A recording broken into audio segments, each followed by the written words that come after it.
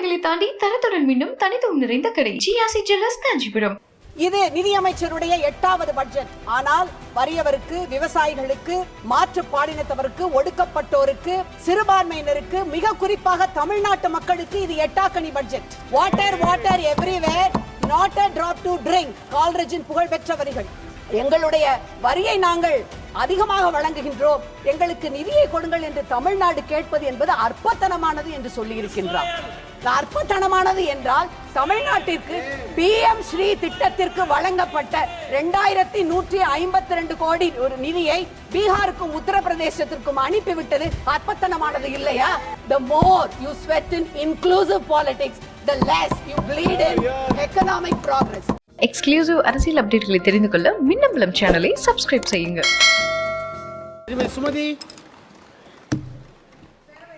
நன்றி. மாண்புமிகு நிதியமைச்சர் தன்னுடைய உரையை துவக்கும் முன்பாக தெலுங்கு கவிஞர் குரஜாட அப்பாராவின் தேசம் என்பது மண் அல்ல மக்கள் என்ற முழக்கமுடன் துவங்கினார். அவருக்கு நானும் திராவிடம் என்பது வெறும் மண் இடம் மட்டுமல்ல, கால்வெல் அவர்களால் உலகில் மிக குறைவான அறிவு மூட நம்பிக்கை உடையவர்கள் திராவிட மக்கள் என்று சொல்லப்படுகின்ற பெருமை மிகுந்த இனம், அந்த இனத்திலே ஒருவராக பெரும்பான்மையாக இருக்கின்ற தமிழ்நாட்டு மக்கள் இந்த பட்ஜெட்டிலே புறக்கணிக்கப்பட்டிருக்கிறார்கள் எனும் வேதனையோடு யாமறிந்த மொழிகளிலே தமிழ் மொழி போல் இனிதாவது எங்கும் காணோம் எனும் பாரதியார் புகழுரைத்த தமிழில் உரையை துவங்கி மேலே துவங்குகின்றேன். இது நிதியமைச்சருடைய 8வது பட்ஜெட். ஆனால் வறியவருக்கு, விவசாயிகளுக்கு, மாற்றுப்பாலினத்தவருக்கு, ஒடுக்கப்பட்டோருக்கு, சிறுபான்மையினருக்கு, மிக குறிப்பாக தமிழ்நாட்டு மக்களுக்கு இது எட்டாக்கனி பட்ஜெட்.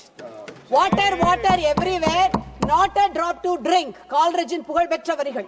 சுற்றிலும் தண்ணீர், ஆனால் குடிப்பதற்கு ஒரு சொட்டு தண்ணீர் கூட இல்லை. ஆயுதம் செய்வோம், நல்ல காகிதம் செய்வோம், ஆலைகள் செய்வோம், கல்வி சாலைகள் செய்வோம், ஓய்தல் செய்யோம், தலை சாய்தல் செய்ய மாட்டோம் என்று நல்லாட்சி நடத்தி கொண்டிருக்கின்ற எங்களுடைய மாண்புமிகு முதலமைச்சர் தளபதி மு.க. ஸ்டாலின் எத்தனை கோரிக்கைகளை விடுத்திருப்பார். ஆனால் சுற்றிலும் தண்ணீர், எங்களுக்கு ஒரு சொட்டு தண்ணீர் இல்லை என்னும் அளவிற்கு கூட்டணி கட்சிகளுக்கு, பாஜக ஆளும் மாநிலங்களுக்கு மட்டும் வாரி வாரி இறைத்துவிட்டு எங்களுக்கு கையை விரித்திருப்பதால் இது பாராமுக பட்ஜெட், இது பாரபட்ச பட்ஜெட். தலைவர் அவர்களை, உலகமெங்கும் பட்ஜெட் எப்படி தாக்கல் செய்யப்படுகிறது என்பதை கொஞ்சம் நினைத்து பாருங்கள். கனடாவும் ஜெர்மனியும் தன்னுடைய வரவு செலவினங்களில் கணிசமான பகுதியை சமூக நல பாதுகாப்பிற்கு, குழந்தைகள் நல மேம்பாட்டிற்கு, திறன் மேம்பாட்டிற்கு ஒதுக்குகின்றன. ஆனால் ஒன்றிய அரசோ தொடர்ச்சியாக சமூக நல திட்டங்களுக்குரிய நிறையை குறைத்துக் கொண்டே வருகிறது.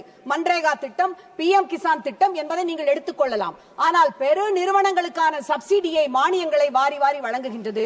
சாமானிய மக்களின் வரியை பெரு முதலாளிகளுக்கு மடைமாற்றி விடுவதால் இது நீதியை அநீதியாக மடைமாற்றம் செய்கின்ற அநீதி பட்ஜெட் என்று நான் சொல்லுவேன்.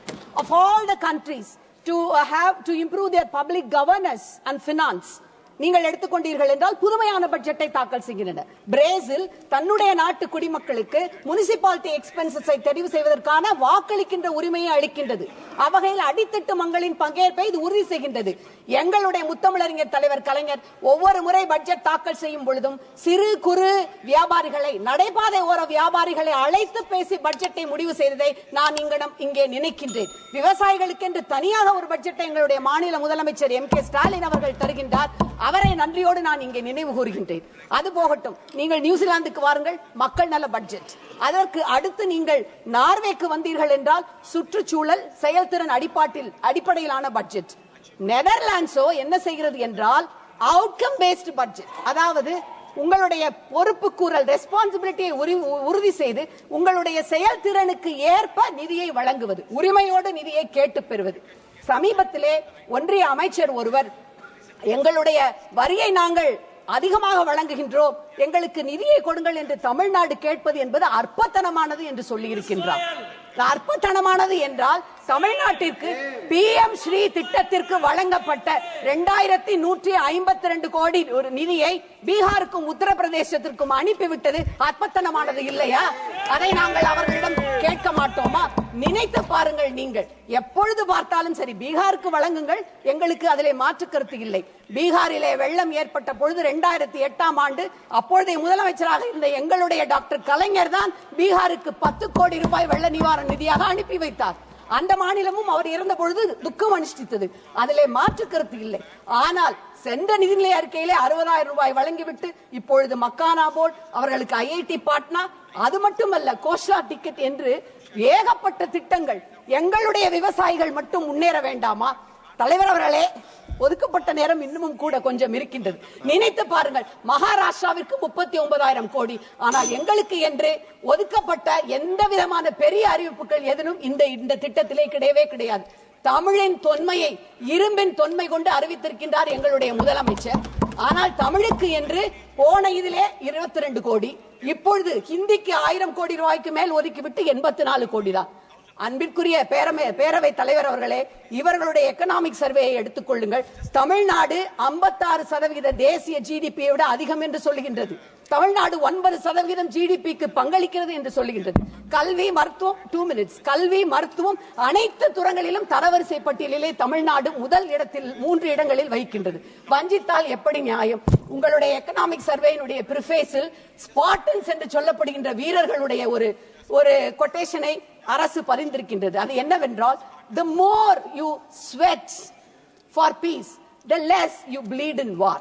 உங்களுக்கு நான் அதனையே மாற்றி சொல்லுவேன், the more you sweat in inclusive politics, the less you bleed in economic progress. அவையின் நடுவே செங்கோலை வைத்திருக்கின்றீர்கள். The place does not make the man, neither scepter the king. Greatness should be within. மன்னனை செங்கோல் உருவாக்குவதில்லை. அரும்பெரும் நற்குணங்கள் உள்ளிருந்து வர வேண்டும். மக்களாட்சியின் மாண்புகளோடு கூட்டாட்சி தத்துவத்தை உணர்ந்து கொண்டு பிளவுவாத அரசியலை விடுத்து மதவாத அரசியலை முன்னெடுங்கள். நாடு நலம் பெறும், மக்கள் செழிப்புற்று மகிழ்ச்சியோடு வாழ்வார்கள். தலைமுறைகளை தாண்டி தரத்துடன் மீண்டும் தனித்துவம் நிறைந்த கடை GRC ஜுவல்லர்ஸ் காஞ்சிபுரம். மின்னம்பலம்.com தமிழின் முதல் மொபைல் பத்திரிகை.